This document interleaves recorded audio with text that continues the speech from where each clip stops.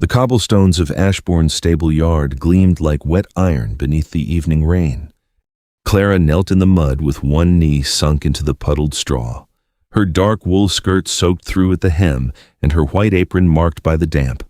She paid no heed to either. Before her stood Elwyn Carter, small as a sparrow beneath the carriage-house eaves, reddish curls plastered to her cheeks and both hands clenched around an empty cloth bag. "You must fasten it here," Clara whispered, drawing the brown shawl tight beneath the child's chin. "Not lower. The wind comes straight across the moor tonight." Elwyn tried to nod bravely, but her teeth chattered too hard. Clara adjusted the shawl again. It had been hers once, coarse and faded but warm enough for a girl who had nothing between herself and November. Now it covered Elwyn from shoulder to knee. Beside them, tucked safely beneath an overturned basket, lay half a rye loaf, a wedge of hard cheese, and 2 bruised apples Clara had saved from the kitchen waste before Frederick's tallyman could count them as missing. "Your mother must eat first," Clara said. "Then you... Do you understand?" Elwyn looked at the bread as if it might vanish if she blinked. "Mrs. Carter says we must not take from the hall. Then tell Mrs. Carter the hall took too much from your father in rent last quarter, and I am correcting the balance." That earned the smallest smile. A carriage lantern hissed in the rain behind Clara. She had thought the yard empty, but for the horses and the smell of wet leather. Now she heard the soft stamp of a team under harness, the creak of a carriage spring, and a footman speaking low near the coach-house bay. Ashbourne's travelling carriage had returned early from London. Clara's hand stilled on the shawl. If Frederick saw her, he would call it theft. If the Duke saw her, he might do the same. Men above stairs loved charity when it wore a ribbon and appeared in subscription lists. They disliked it when a maid moved bread from waste to hunger without permission. Elwyn's eyes widened toward the carriage house shadow. Clara did not turn. "Keep to the hedgerow path," she whispered. "Not the main drive. If anyone stops you, say Mrs. Margaret sent you to fetch rosemary." But she did not. "No. But she will forgive me faster than Mr. Frederick will." Elwyn clutched the bundle and ran. Only then did Clara rise. Rain ran down the back of her neck. She brushed mud from her apron with one swift, useless motion and turned toward the servants' entrance. At the edge of the coach house, a tall figure stood beside the polished wheel of the travelling carriage. Coat dark with rain, face mostly hidden by the lantern's glow. The Duke, Edmund, Duke of Ashbourne, had returned 2 days early. Clara's pulse struck once, hard. He said nothing. She lowered her eyes, curtsied with as much dignity as a drenched maid could claim, and walked back into the house carrying the empty basket. The kitchens of Ashbourne Hall had always been warmer than the rest of the house and more frightened. Copper pots shone above the hearth. Bread cooled under linen. Steam rose from the scullery tubs. Yet every servant moved with one ear turned toward the door, listening for Frederick Ashbourne's boots. The Duke's cousin had been appointed steward 3 years earlier. After Ashbourne withdrew from most estate matters and left the household to anyone bold enough to claim it, Frederick had claimed it all. Pantry keys, coal tallies, kitchen waste, servants' wages, the right to accuse before anyone could answer. Mrs. Margaret, the housekeeper, still carried the official ring of keys at her waist, but her eyesight had begun to fail and Frederick had made mercy expensive. Clara, senior maid and housekeeper's assistant, kept the kitchen tallies because no one else noticed when a dishonest number tried to hide among honest ones. The next morning, Frederick arrived while Clara was elbow deep in flour. "It is short again," he said. Every spoon stopped. Frederick stood in the doorway with the pantry ledger tucked beneath his arm. Pale eyes fixed upon Clara as if he had found what he hoped to find. His coat was too fine for a steward's work, his smile too pleasant for comfort. 3 loaves missing, he continued, a wedge of cheddar, 2 apples. Clara pressed the dough forward, folded it back, and did not let her wrist quicken. The lower flour bin was damp. "Sir, Mrs." Margaret ordered me to discard what had spoiled. The cheese was trimmed of mould before supper. The apples were bruised beyond service. "Beyond service," Frederick repeated. "How tidy, how charitable. Do you imagine the Duke's stores exist for village brats?" The word struck like a slap, though Clara kept her face still. "Mrs." Margaret came forward, but Frederick lifted a finger. "No, let the girl answer. She slips into the yard at dusk. She carries parcels. She thinks herself unseen."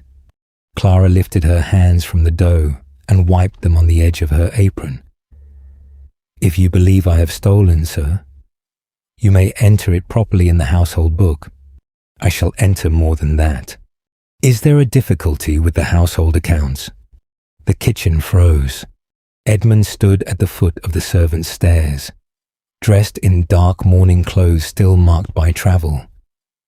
He looked out of place below stairs, not because he lacked authority there, but because no one could remember the last time he had used it.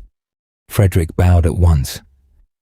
"Your Grace, I was merely correcting a small matter of discipline. A small matter requires a public trial in the kitchen." A flush moved up Frederick's neck. "The stores are short." Clara kept her eyes lowered, but she felt the room shift. The Duke's voice was quiet. That made every word sharper. "Mrs. Margaret," Edmund said. "Who keeps the kitchen tallies?" "Mrs." Margaret glanced once at Clara. "Miss Clara writes them for me. Your Grace, my eyes are not what they were." "Then Miss Clara will bring the tallies to the library after breakfast." Frederick stepped forward. "Your Grace, the household ledgers are my responsibility." "They are my household ledgers," Edmund replied. "If Miss Clara has made an error, I would rather see the figures than hear a performance." Clara's breath caught despite herself. Frederick bowed again, more stiffly this time. Edmund turned toward the stairs. At the first step, he paused. "And Mrs. Margaret." "Yes, Your Grace." "Send tea, dark, without sugar." Clara looked up before she could stop herself. The Duke's eyes were not on Frederick. They were on her. An hour later, Clara entered the library carrying a tea tray in one hand and 3 ledgers balanced against her hip. The room smelled of leather, ash, and rain drying from old stone. A fire burned low in the grate. Tall windows looked over lawns silvered by morning mist. Edmund stood near the desk, but he did not take the chair behind it like a judge. He gestured to the long table near the hearth. "If you are willing," he said, "show me the discrepancies." The phrase unsettled her. "If you are willing." A servant was not often asked where willingness began. "My kitchen work will remain yours if you choose it." "Mrs. Margaret has been told you are not to be punished for assisting me. Sit if you wish. Stand if you prefer."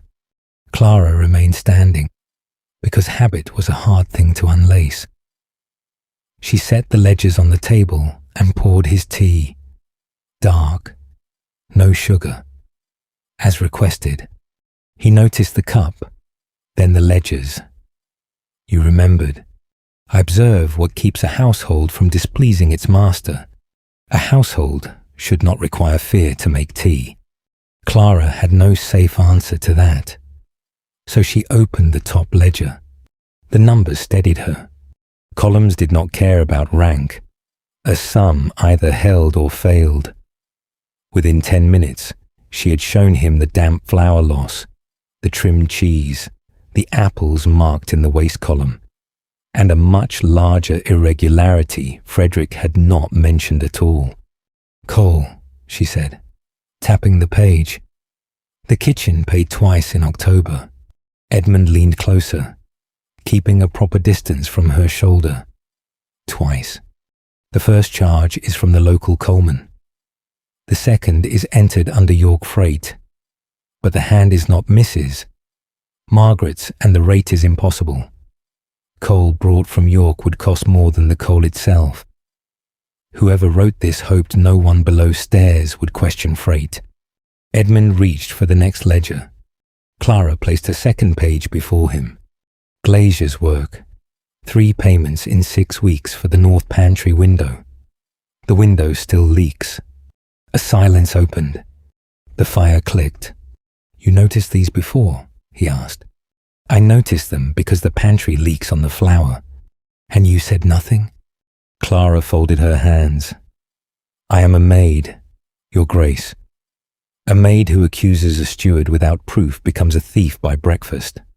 His gaze moved from the ledger to the ink stain on her finger, then back to the page. He did not pity her. He did something more dangerous. He listened. At last, he said, "Would you accept a written post as assistant to Mrs. Margaret for the household accounts? Wages recorded separately, duties written plainly, authority to examine kitchen stores, coal, glass, pantry, and domestic purchases. No dismissal without written cause presented to Mrs. Margaret and myself." Clara stared at him. A written post could not stop malice, but it could make malice work harder. It could give a servant a line in a book instead of only a rumour in a corridor. Frederick will object. "I expect him to. If I accept, I do not become your pet project. No. If I refuse, then you return to your work. And the matter of the accounts remains mine." She looked down at the coal entry. "Twice paid, once received." "I accept the post," she said, "on one condition." His brows lifted. "If bread is to be counted, waste must be counted honestly too." For the first time, the Duke of Ashbourne almost smiled. Write the condition. So Clara did. The first weeks of her new post turned the house against her in small, daily ways. A coal scuttle appeared twice as heavy outside the library. A footman forgot to bring ink. The upper maid stopped speaking when she entered. Frederick passed her in corridors with a pleasant nod and eyes full of knives. Clara did not complain. She recorded. By St. Martin's Week. She had a household book of her own. Flour spoiled by damp. Glazier paid but absent. Candles ordered and not delivered. Coal entered twice. Laundry soap inflated. Pantry mice blamed for what mice could never have carried. Mrs. Margaret signed each page as witness. "You have made yourself dangerous, my girl," the housekeeper said one evening, setting a fresh candle beside Clara's papers. "I was already in danger. Now it has dates." "Mrs. Margaret snorted. A fine motto for a family crest. Domestic order returned by inches. The lower pantry was aired. The flour moved. Fires were laid correctly. The kitchen smelled less of worry and more of bread. When Edmund returned from tenant calls, he found the library fire lit before the room had time to grow bitter, the correspondence sorted, and the tea dark enough to fight the weather. One morning, Clara found her own chair moved away from the draught. No one mentioned it. Beside the chair sat a cup of tea. dark. No sugar. She looked toward the desk. Edmund was reading a tenant letter, eyes lowered, expressions severe enough to deny any kindness if accused. Clara wrapped her hands around the cup and returned to the ledgers before warmth could make her careless. The first real fracture came in the portrait gallery. Frederick cornered her while she was checking the linen inventory against the West Wing storage lists. Winter light lay thin across the floor. The portraits watched with old, painted indifference. "Still playing steward?" he asked. Clara closed the linen book. "I am working under a written post. Mr. Frederick, a scrap of paper from a lonely duke does not alter what you are." "No," she said. "It records what I do." His smile vanished. He stepped closer. "You think yourself clever because you can add columns. Let me offer a simpler sum. A maid plus missing stores equals a thief. A maid plus the Duke's private rooms equals a worse name. Shall I write that in your book?" Clara's fingers tightened around the ledger, but she did not step back. "If you possess evidence, present it. If not, you are only making noise in an expensive corridor." His hand lifted, not striking, but close enough to make threat visible. A floorboard sounded behind him. "Frederick." The Duke's voice carried down the gallery with no need to rise. Clara did not look away from Frederick until he lowered his hand. Edmund approached slowly. He stopped beside Clara, not in front of her, and looked at the ledger first. "Are you finished here?" "Yes, Your Grace." "Then Mrs. Margaret requires you in the library. There are invoices to witness." Clara heard the care in that sentence, not escape, not rescue. A reason that allowed her to leave with dignity.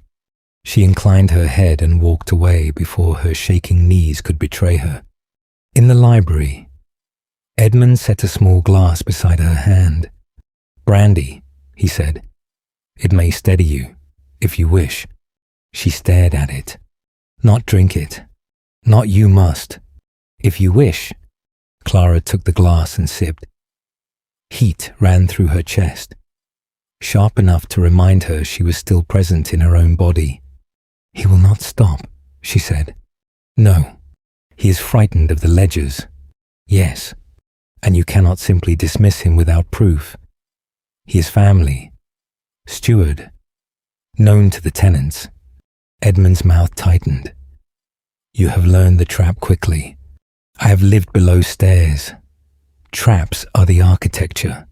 He looked at her then, and something in the room changed, not softened, not yet, but shifted toward truth. "If you choose to remain in this post," he said, "I will put your authority in writing before the household. Mrs. Margaret will witness it. Your wages and reference will be secured whether Frederick stays or goes." Clara set the glass down. "Then I choose to remain."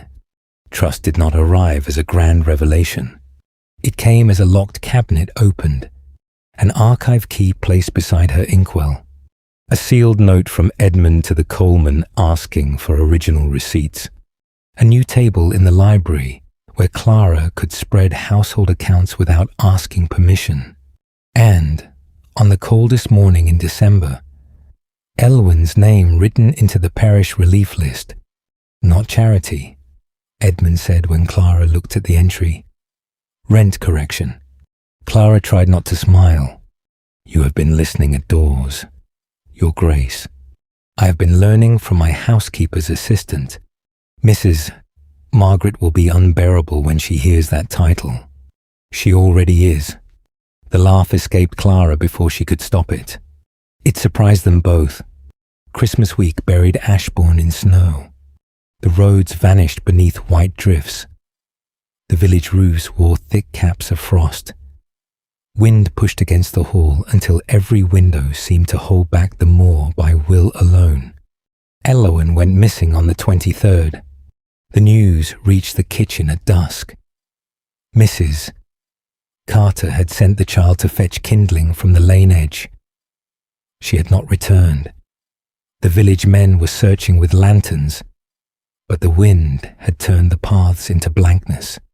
Clara was at the side door within minutes, cloak fastened, lantern in hand. Edmund met her there, already in his greatcoat. "The folly," Clara said before he could speak. "She hides there when the older boys frighten her. Then we go to the folly. The word we did not frighten her. That frightened her most of all. The storm swallowed them beyond the kitchen garden." Snow stung Clara's face. Twice she stumbled into drifts above her knees. Each time Edmund offered his arm and waited until she chose to take it. They moved slowly, lantern swinging, breath torn away by the wind, at the ruined folly. Clara heard the child before she saw her. A thin, broken sound. Elowen. She dropped to her knees in the snow beside the crumbling wall. Elowen was curled beneath a stone arch, half covered by blown leaves, the brown shawl stiff with frost around her shoulders. Clara gathered her close. "I have you. I have you now." Elowen's hands clung to her collar. Edmund removed his own outer cloak and wrapped it over them both before lifting the child carefully. "Step where I step," he told Clara. She did, by the time they reached Ashbourne. Clara's skirts were stiff with ice and Elowen had begun to cry properly, which Mrs. Margaret declared an excellent sign, while ordering warm bricks, broth, and dry linen. Mrs. Carter arrived half mad with fear and fell at Clara's feet until Clara hauled her up and put broth in her hands instead. Only after Elowen slept by the kitchen hearth did Clara realize her own fingers would not bend. Edmund noticed. He did not touch her. He placed a warm towel on the table before her and said, "For your hands." She wrapped them slowly. No speech could have done more. The forged draft arrived in late January. Frederick had been gone to London for a week and returned with a magistrate's notice, 2 village watchmen, and a face arranged in solemn regret. Edmund was at the Far Tenant Farms. Clara was in the library, copying a glazier account beside Mrs. Margaret, when Frederick laid the paper on the desk. £200, he said, drawn on his Grace's name and sent to a false York account, opened with a letter signed by you. Clara looked at the signature.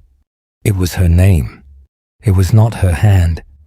The shape was clever, the pressure wrong. The C began too high. The final A lacked the small hook her mother had taught her as a girl.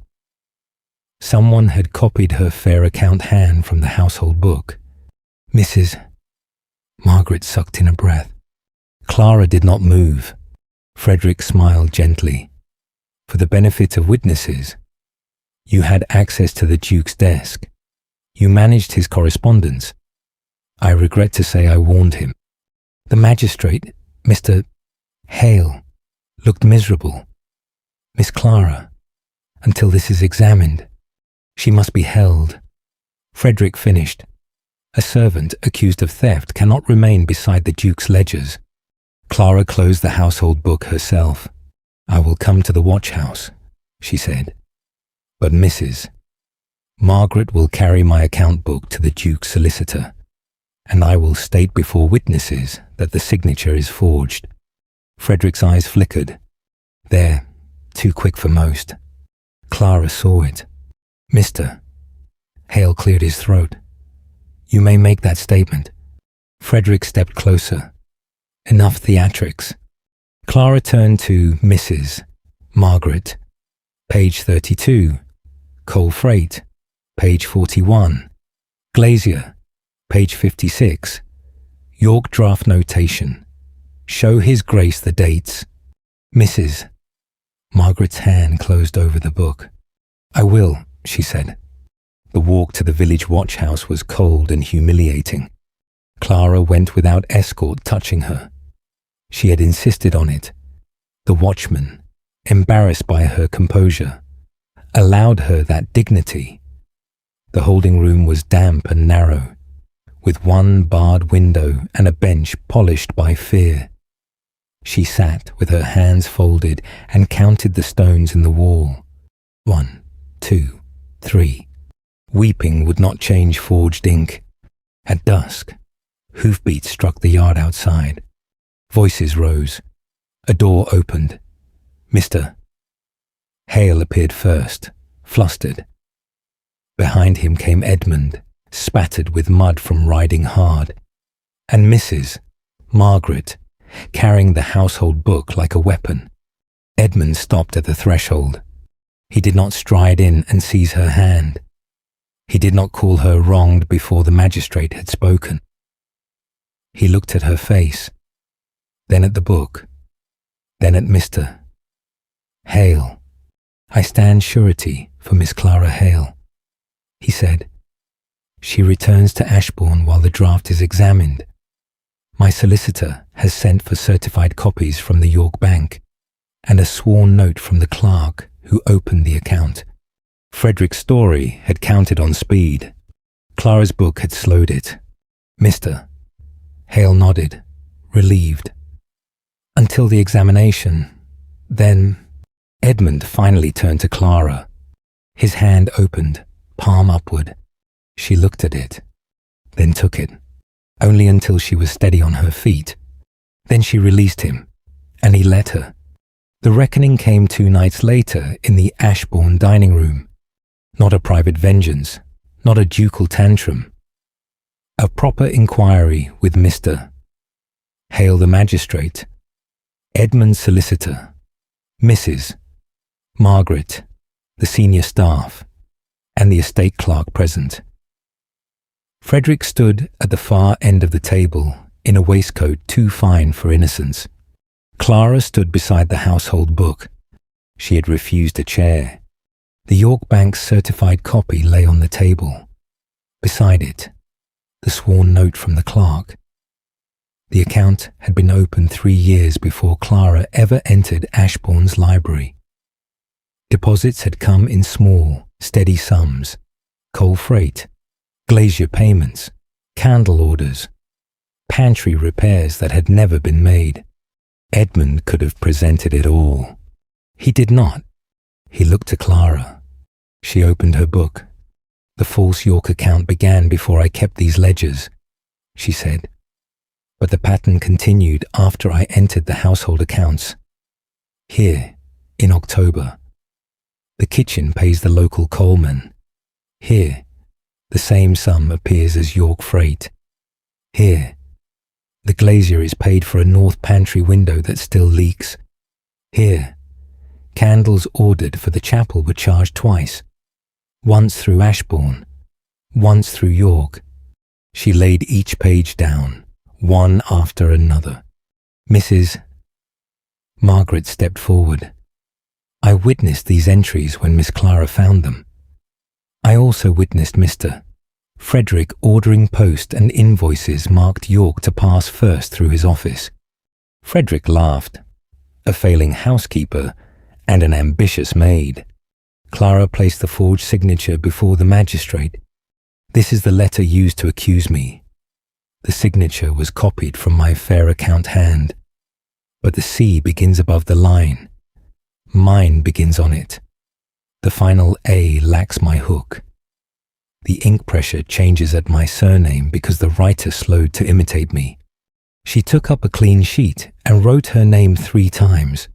Formal, quick, an account hand. The room leaned closer despite itself. The forged letter copies shape. Clara said, "It does not copy motion." Mr. Hale compared the pages. The solicitor examined Frederick's old receipt from the York freight account. Mr. Frederick's F has a broken lower stroke. The same break appears on 3 instructions routing freight drafts through his office. Frederick's face lost colour. Edmund spoke then, cold and controlled. Frederick Ashbourne is removed from stewardship of every Ashbourne property, effective this hour. Mr. Hale will receive copies of the bank documents. My solicitor will place the matter before the proper authorities. Until then, Frederick will remain under watch at the South Lodge. You would do this to family, Frederick whispered. Clara closed the household book. You did it to a house, she said. No one spoke after that. Frederick was escorted out by the estate clerk and 2 footmen, who looked as though they had been waiting years for the privilege. When the room emptied, Clara remained by the table. Her knees shook now that no one needed her to stand. Edmund saw it. He did not move too quickly. He set a chair near her and waited until she chose to sit. Your book saved me, she said. No, he answered. Your courage in writing it did. She looked at the pages. Flour, coal, glazier, candles, little domestic details. Each one too ordinary for men like Frederick to fear until Clara gave them order. I was afraid, she said. I know. I thought, for one moment in the watchhouse, that you might believe him. I thought of the child in the rain, Edmund said, and the child in the snow, and the ledgers you corrected without ever asking what praise might follow. Then I thought Frederick had chosen the wrong woman to imitate. The fire burned low. Clara's hand rested near the book. Edmund placed his own hand on the table, close enough for warmth, not touching. If you choose to stay, he said, your post will be made permanent, wages increased, reference guaranteed, authority written before the household and the estate office. If you choose to leave, you go with a year's wages and my written character. Clara looked at him. And if I choose neither tonight, then tonight you drink tea and sleep.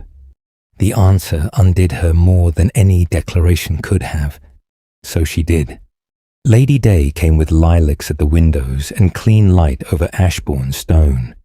Frederick's case had moved into the hands of solicitor and magistrate. The stolen sums were being recovered through his accounts. The north pantry window had finally been mended. The York freight column vanished from the household book like a bad dream corrected by ink. Elowen came to the hall on the first mild morning with her mother, both of them carrying a basket. Inside lay a small loaf, still warm. For Miss Clara, Elowen said, shyly. Mrs. Carter says bread should go both ways. Clara knelt to take it, though Mrs. Margaret protested that housekeepers with authority ought not kneel in the entry hall. Some things are worth kneeling for, Clara said. Elowen touched the edge of the brown shawl, now clean and folded over her arm. You kept it. I mended it. Will you still come to the village? Clara looked toward Edmund, who stood near the open study door with a sheaf of estate papers in hand. He did not answer for her. Yes, Clara told the child, with bread entered properly in the relief book.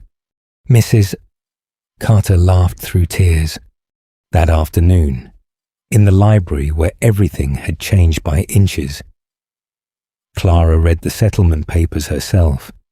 Not marriage papers, not yet. Courtship terms, Edmund called them, because he had learned that a woman who had spent her life commanded deserved to be asked slowly and in writing. The document secured Clara's household authority, wages owed, a separate account for her own savings, and a clause written in her hand requiring every servant dismissed from Ashbourne to receive written cause and wages due before leaving the house. Edmund's solicitor had blinked at that clause. Edmund had handed Clara the pen. Now the papers lay between them, signed. Mrs. Margaret witnessed them with great satisfaction. Only then did Edmund ask the question that had been waiting quietly beneath every fire lit, every ledger opened, every door left unforced. "Clara Hale," he said, standing on the far side of the library table. "May I court you with the intention of asking, when you are ready, and not one day before, whether you would choose to become Duchess of Ashbourne? No pressure, no deadline, no rescue disguised as romance." Clara looked at the hearth, where the brown shawl dried on a chair back after Elowin's visit. She looked at the household book, open to a clean page. She looked at Mrs. Margaret, who was pretending very badly not to listen. Then Clara picked up the pen. Beneath the last line of the settlement, she wrote one sentence. "I choose to remain and be courted by Edmund Ashbourne, freely and before witness." She signed her name. The ink dried beside Clara Hale, no longer hidden in a margin. Edmund bowed over her offered hand and pressed one brief, respectful kiss to her gloved knuckles. "Mrs." Margaret sniffed loudly and blamed the lilacs. By early spring, Ashbourne Hall no longer felt hollow. The kitchens rang with purposeful noise. Fires were laid before rooms grew cold. The ledgers were clean. The pantry no longer leaked. The village relief book held Elowin's name among others, not as charity performed for praise, but as household duty properly kept. And at dusk, when rain polished the stable-yard cobbles to wet iron once more, Clara stepped outside with a basket of bread entered honestly in the accounts. Edmund stood near the carriage house, where he had first seen her kneel in the mud. This time, she saw him at once. "Do you still correct balances in the rain?" he asked. "Only when the accounts demand it. And do they?" She held out the basket. He took it, not from authority, but as a man accepting his share of the work. Together, they walked toward the village path while the lanterns came alive behind them. A house that once counted crumbs had learned to count mercy honestly. The end. Outro. Stay a little longer beside the fire, where Clara's ledger rests beside Elowin's mended brown shawl, and the kettle has just begun to sing. Which moment stayed with you most? Clara kneeling in the rain to help a hungry child, standing before the magistrate with the household book, or choosing Edmund only after her own name was secured in ink? Sometimes love begins with bread, a ledger, and one person brave enough to count mercy properly. Share your thoughts below and subscribe. The kettle is always on.